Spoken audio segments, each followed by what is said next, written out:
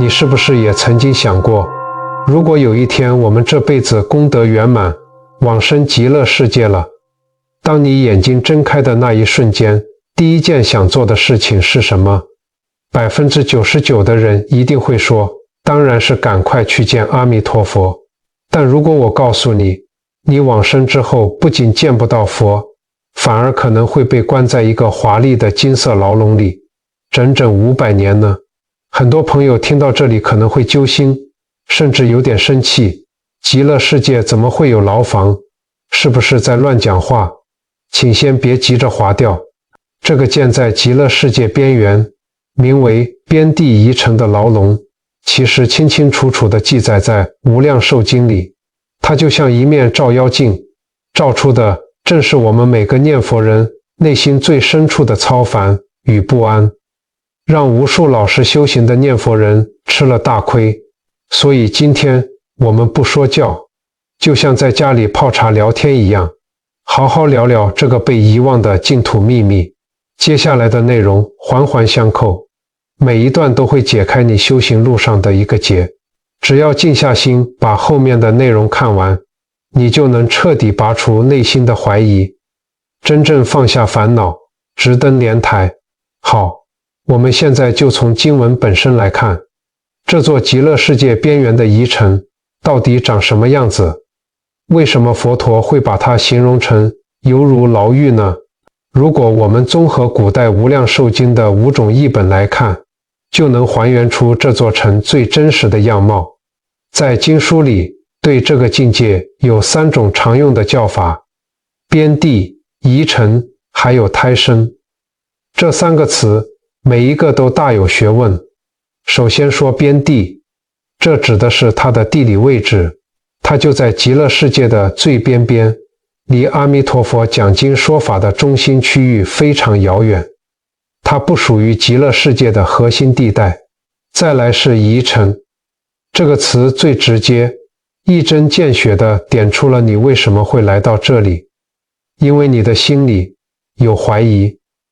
最后一个词叫胎生，佛陀说的胎生，不是真的要在妈妈肚子里出生，而是像婴儿在羊水里一样，虽然安全，什么都不缺，却看不见外面的世界。你被包在莲花包里，花不开，你就见不到佛陀。佛陀就是用这个比喻来形容那些被困在遗城里的众生，虽然被莲花接引到了极乐世界，但这朵莲花它不开啊，你就被包在这个花苞里，看不见佛陀，见不到菩萨，听不到佛法。那么这座城里面的生活到底过得怎么样呢？经典里写得清清楚楚，这座城面积有2000里这么大，全都是用7宝建成的。城里面的资源丰富到了极点，不管是吃的饭菜、穿的衣服、睡的床铺，还是飘散的香气，听到的音乐，通通都跟转轮圣王的享受一模一样。转轮圣王是谁？就是世间最有福报、天下第一的至尊皇帝啊！这时候，很多朋友心里一定会想，既然吃得这么好，住得这么豪华，那被关在这里500年，好像也挺不错的，当作在极乐世界享福嘛。各位朋友，如果我们是用世俗人的眼光来看，这的确是天堂。但是，对一个真正发愿修行、渴望解脱生死的人来说，这就是最深的折磨。你想想看，我们这辈子学佛修行，图的是什么？不就是为了2件事吗？第一，脱离6道轮回的痛苦；第二，能够听经闻法，明心见性，最终成佛度众生。边地遗城满足了你第一个愿望，让你不再受轮回之苦，每天安享清福，但它却把你的第2个愿望死死地封住了。大家可以试着闭上眼睛想象一下那个画面，你住在一座无比宽敞、金碧辉煌的宫殿里，地上铺满了柔软的宝石，微风吹来都是奇妙的异香。你想吃什么，桌上立刻就会化现出最好吃的斋饭。你想穿什么，身上立刻就会披上了最柔软的衣裳。可是，当你推开宫殿的大门，想要走出去的时候，却发现有一道无形的屏障挡着你，你走不出去。你每天只能在这座城里打转，没有人跟你讲经，没有人为你开示。你明明知道，就在这座城的外面，阿弥陀佛正坐在无比庄严的菩提树下，为十方无数的菩萨、罗汉讲述着宇宙间最深奥、最亲近的真理。你明明知道，只要能听见佛陀的一句话，你就能立刻明心见性，消除无始劫以来的无明。可是，你就是听不见，哪怕你把耳朵贴在城墙上，也听不到一丝一毫佛陀的梵音。世间的物质享受填补不了一颗想要觉悟的心。当无尽的荣华富贵配上的是无尽的孤单与迷茫，这种有福报却没有智慧的状态，在佛经里就被称为受地狱之苦。这不是肉体上的折磨，这是一种灵魂深处巨大的空虚与懊悔。你会每天捶胸顿足地问自己，我当初为什么要怀疑？我为什么不肯老老实实地相信？佛陀怕我们听不懂，故意用了一个很贴切的形容词，叫做犹如牢狱。这是一座没有铁窗、没有手铐脚镣的华丽牢笼。这里没有人会拿鞭子打你，也没有人会体罚你。真正把你关起来的不是别人，而是你自己内心深处那一份解不开的怀疑，是你心里的疑念变成了看不见的枷锁，锁住了你见佛的道路。说到这里，大家心里一定会浮现一个大问号。既然大家都是念佛人，都一样在行善布施，也都发愿要往生极乐世界，为什么有些人能坐在莲台上直接见佛，而有些人却偏偏掉进了这座疑城里呢？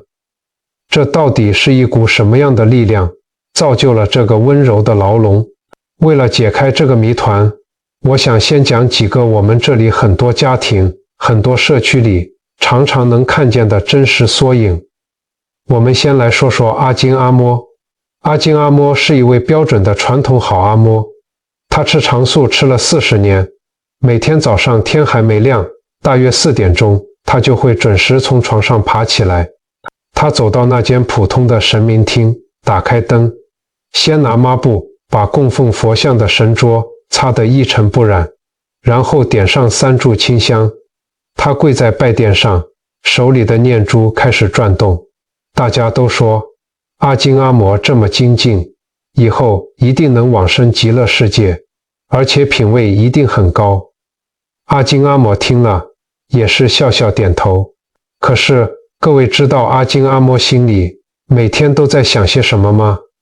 当她手里拨着念珠，嘴里念着阿弥陀佛的时候，她的思绪其实早就飘出了这间客厅。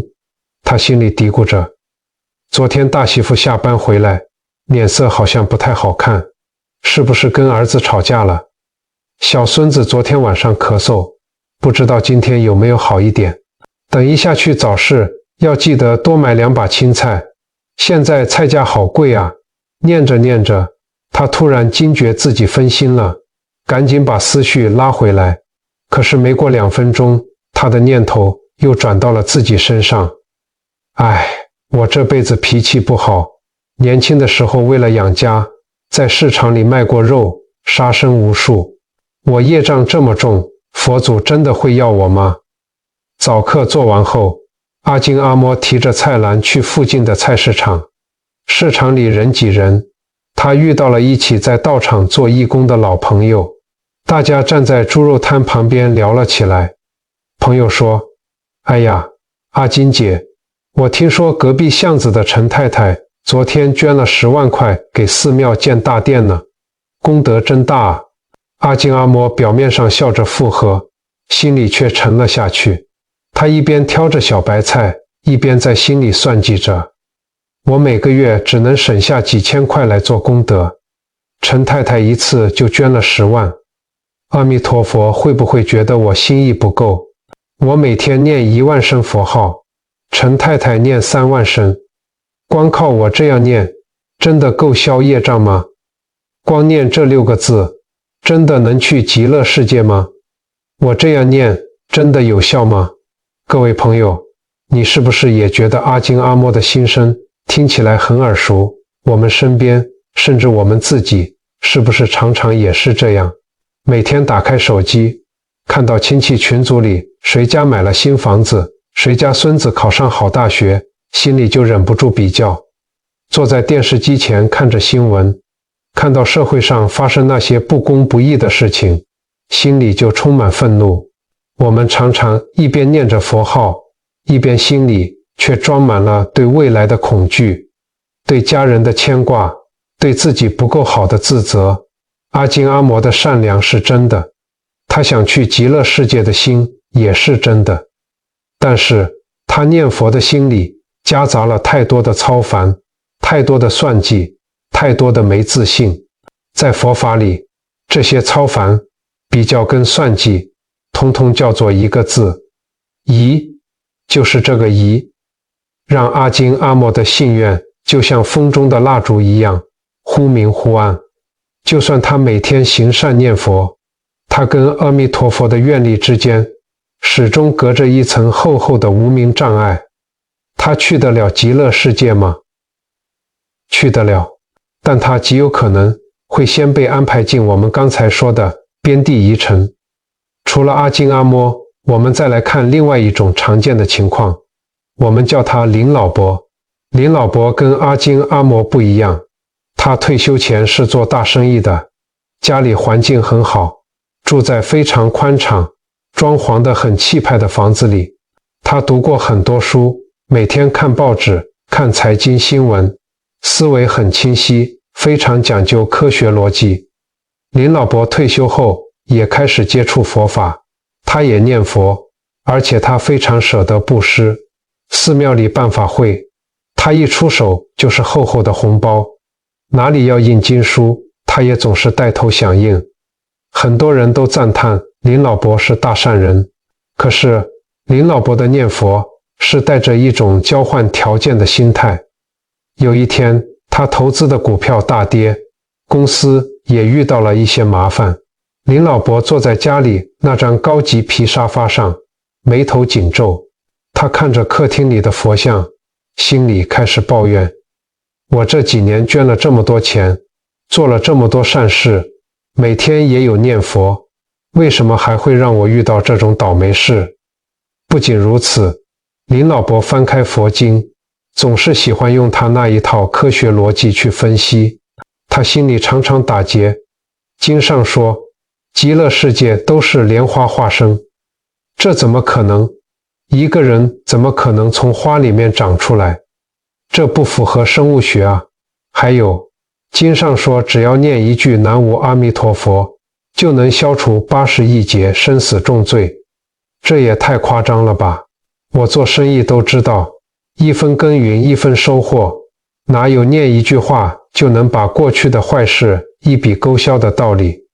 这一定是古人为了劝人向善，故意夸大其词的。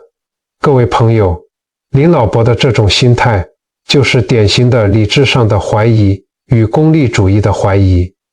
他把佛法当成了一场交易，把念佛当成了买保险。只要生活一遇到挫折，他马上就开始怀疑佛陀的慈悲。他用世间有限的科学常识去丈量宇宙间不可思议的佛法境界。这种带着傲慢与功利心的疑，比阿金阿嬷那种感性的操烦还要难以拔除。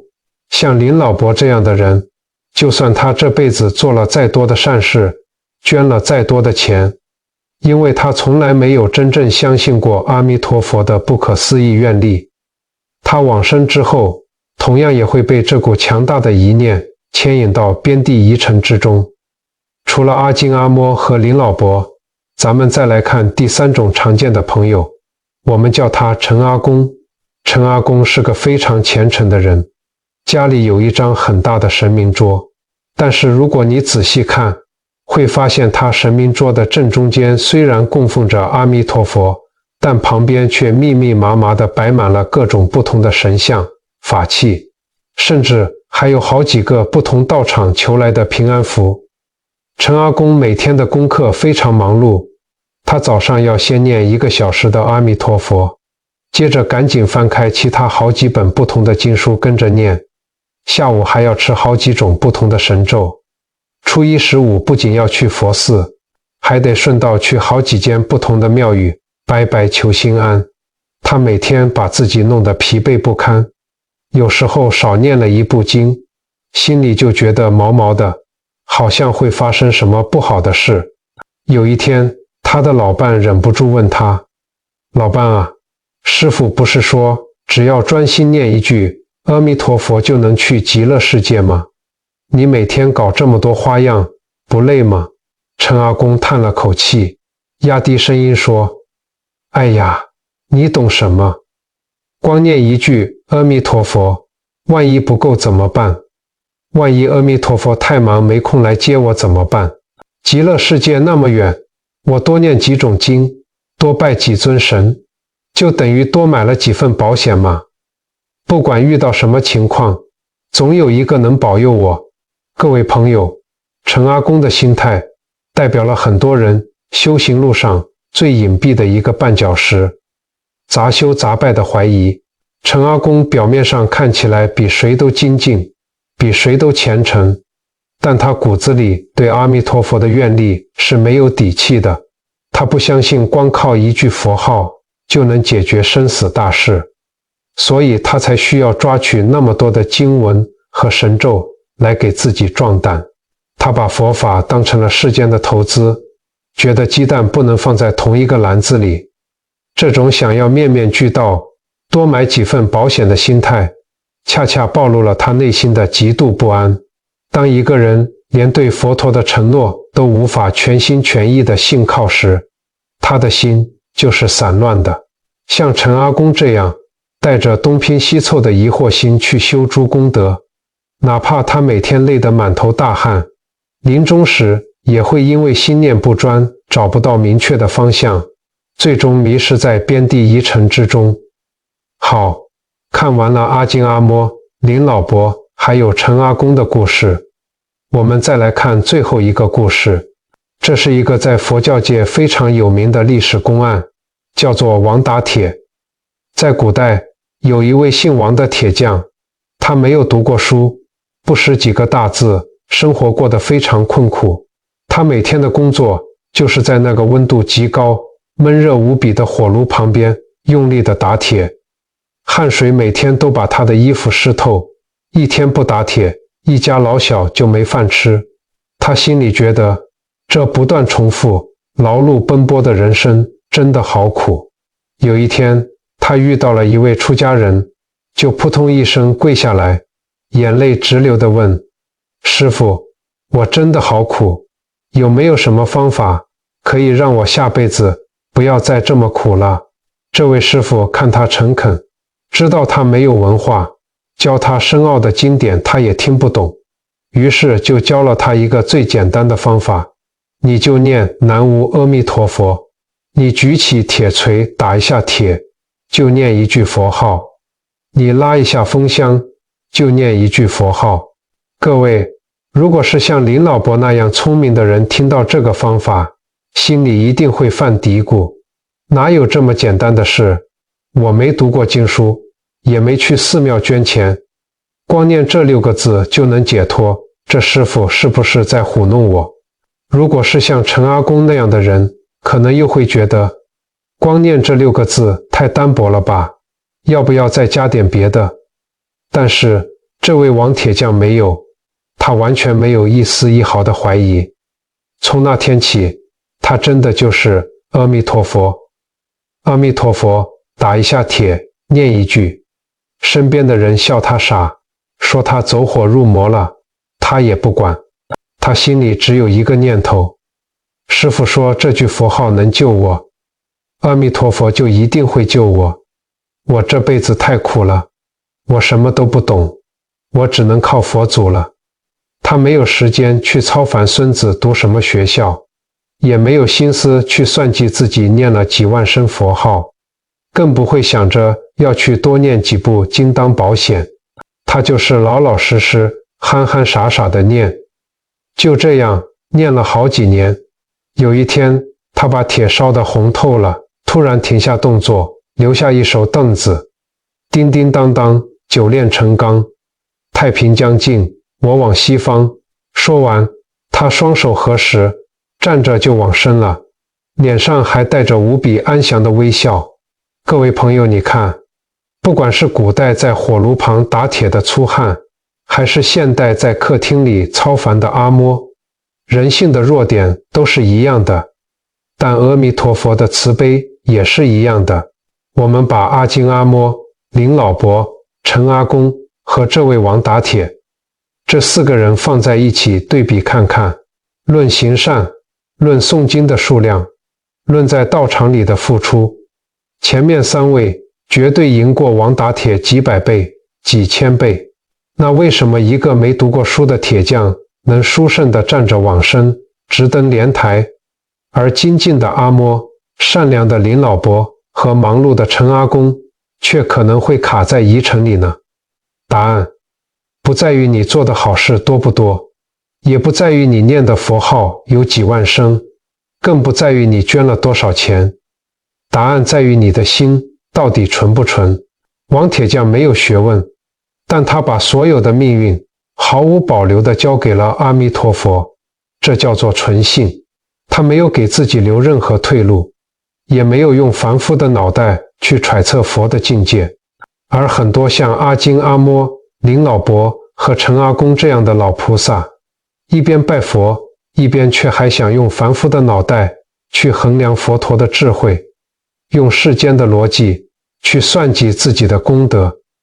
这种带着怀疑的念佛，就好像你在煮一锅白米饭，里面却掺进了几把沙子，这锅饭它就不纯了。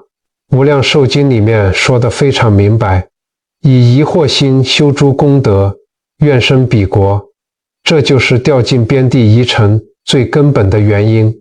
说到这里，一定有很多朋友开始紧张了。哎呀，那我每天操烦东操烦西，每天都在担心家里大大小小的事情，有时候也会像林老伯那样怀疑自己念佛有没有效，或者像陈阿公那样东抓西抓求心安。那我不是死定了？阿弥陀佛是不是在惩罚我？是不是不要我了？请大家千万不要害怕。接下来我要告诉大家一个更颠覆认知的观念，被关进边地疑尘根本不是阿弥陀佛在惩罚你，相反的，这是佛祖对我们凡夫最深沉、最温柔的保护。这到底是怎么一回事呢？我们来听听几位大家都很熟悉的祖师大德是怎么开示的。首先，我们很多人最敬重的广清老和尚有一句非常有名的口头禅：无来无去，无待至。很多老菩萨一边念佛，心里却有来有去，有很多事。今天烦恼孙子，明天烦恼媳妇，这就是心里还有世俗的牵挂，不敢完全把生命交给佛菩萨。广清老和尚这句话就是在敲打我们，到了念佛这个节骨眼上，世间的一切都要放下。你放不下，就是对佛力有怀疑。再来，我们看印光大师，很多朋友会像阿金阿嬷那样自卑，觉得自己脾气差，年轻时造过业，不敢相信佛会来接引。印光大师怎么说？他告诉我们，只管念佛，莫问前程。阿弥陀佛的愿力就像是无边无际的太平洋，而我们凡夫的业障再大也不过是海里的一颗小石头，你把石头扑通一声丢进太平洋里，海面连个波浪都不会起。我们为什么要用凡夫小小的脑袋去怀疑佛陀如海一般的慈悲呢？最后，我们来体会弘一法师那种悲心交集的慈悲境界，这也是解释边地疑尘最温暖的角度。大家想一想，如果一个老菩萨，他心里充满了像林老伯那样的怀疑，或者像阿金阿嬷那样的恐惧和不安，在他往生那一刻，如果阿弥陀佛直接把他拉到极乐世界最核心、最庄严的地方，让他直接面对无量无边的佛光，看见十方无数的菩萨，他会怎么样？他可能会吓坏啊！他的心力太弱了，就像一个习惯了黑暗的人，突然被拉到大太阳底下，眼睛是会受不了的。这种巨大的震撼，甚至会让他产生恐惧，一害怕，可能就退转了。阿弥陀佛太了解我们了，佛陀知道，这些带着疑惑的众生，本质是善良的，只是心里有结打不开，只是被这世间的操烦给蒙蔽了双眼。所以阿弥陀佛就像一位最温柔的母亲，他没有责怪你，也没有放弃你，他特地在极乐世界的边缘划线了一座无比华丽、非常安全的七宝城。这座城就是阿弥陀佛为你打造的一个清净的所在，一个绝对安全的避风港。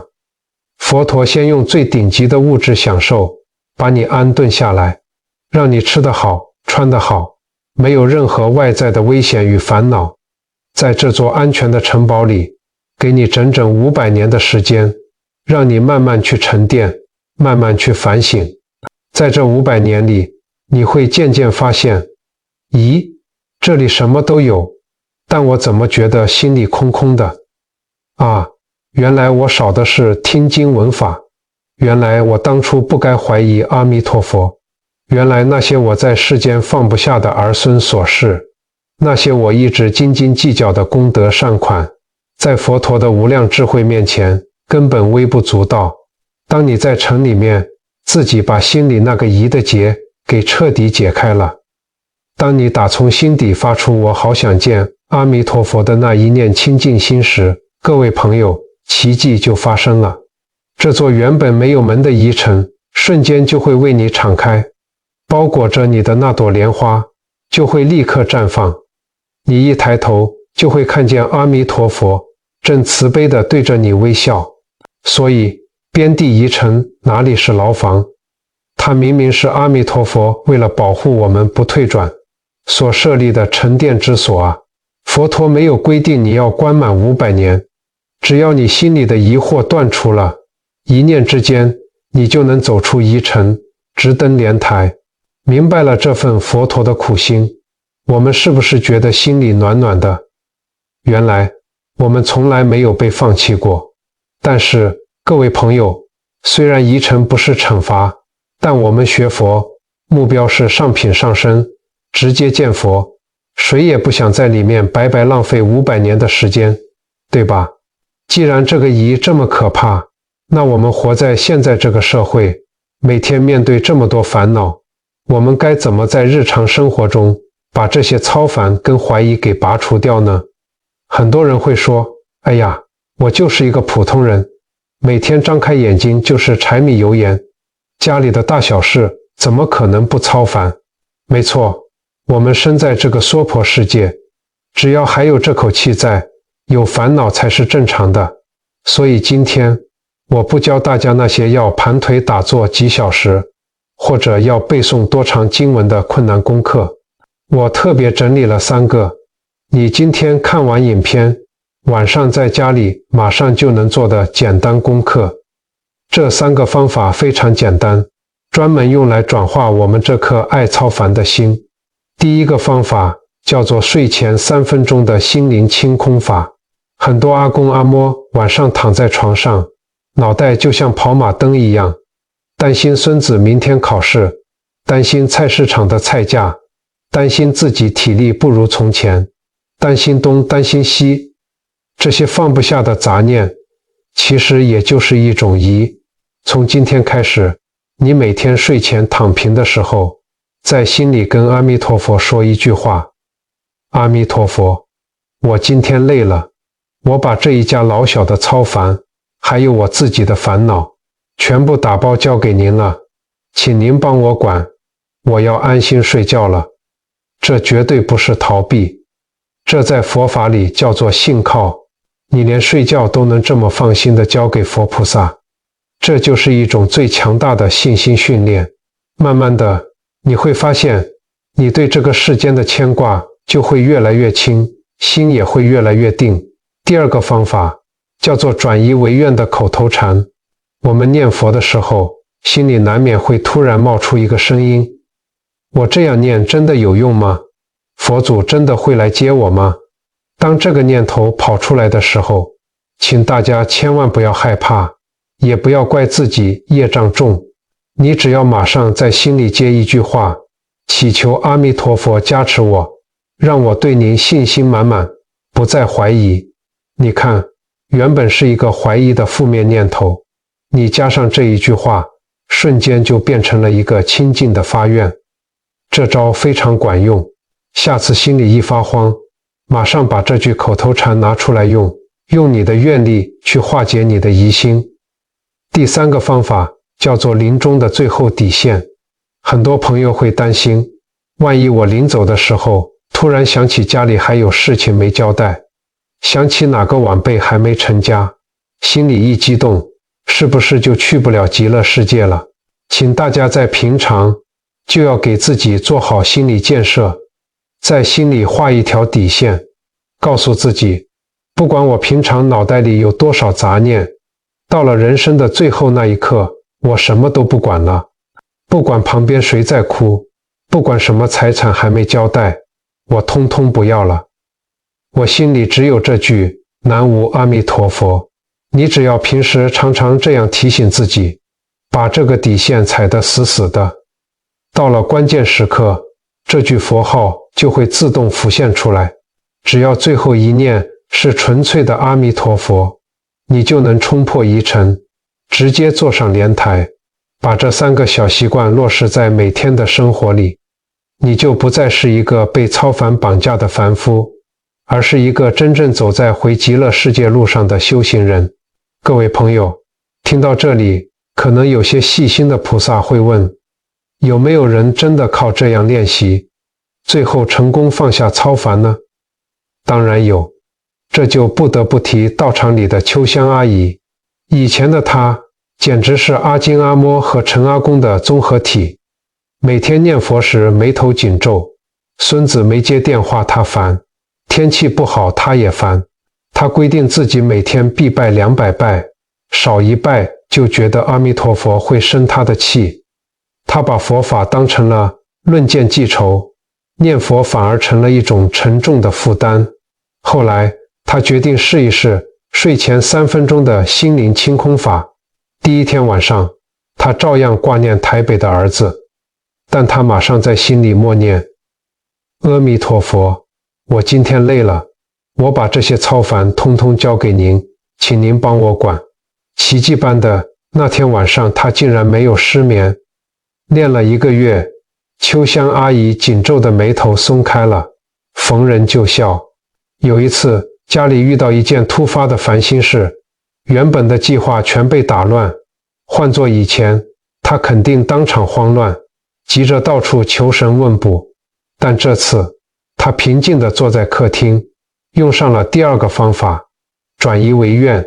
她在心里说：祈求阿弥陀佛加持我，让我对您信心满满，无论结果好坏，都不再怀疑。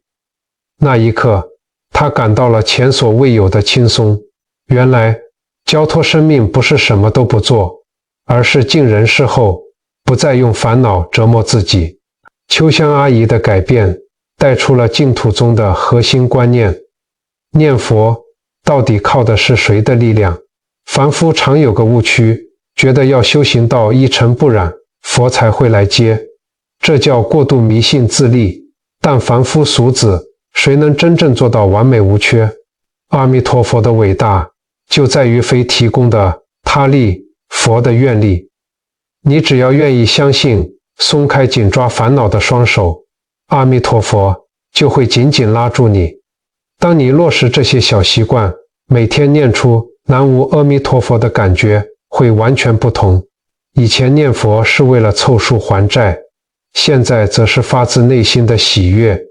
每一句佛号都在清洗灵魂的灰尘，这就是法喜充满。你不用等到往生那一刻才体会极乐世界的快乐，当你彻底放下疑心，交付生命的那一瞬间，极乐世界的清凉就已经注入了生活。即使你还在洗碗、买菜、带孙子，心却已安坐在莲花台上了。所以，各位老菩萨，别把念佛当苦差事，也别总给自己打分数。你的善良与操烦，阿弥陀佛都懂。拔除怀疑，就是帮你在充满烦恼的生活中找到最安稳的靠山。说到这里，我们今天关于边地疑尘的分享就告一个段落了。很多朋友看完这集影片，心里可能还是会有一点点担心。其实大家真的不用害怕，我们生在这个末法时代，大家都是带着无明与烦恼来的凡夫俗子，我们心里会操烦，会怀疑，这都是再正常不过的事情了。阿弥陀佛从来没有要求我们必须是一个完美无缺的人才够资格去极乐世界，佛陀要的只是我们一颗愿意相信、愿意回家的心。